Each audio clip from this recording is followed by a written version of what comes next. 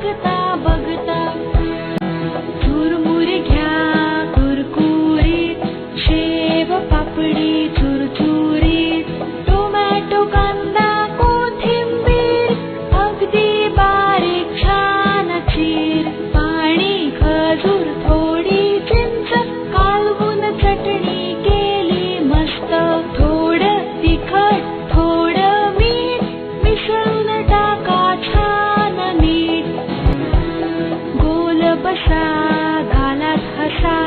वाटून घ्या पसा पसा,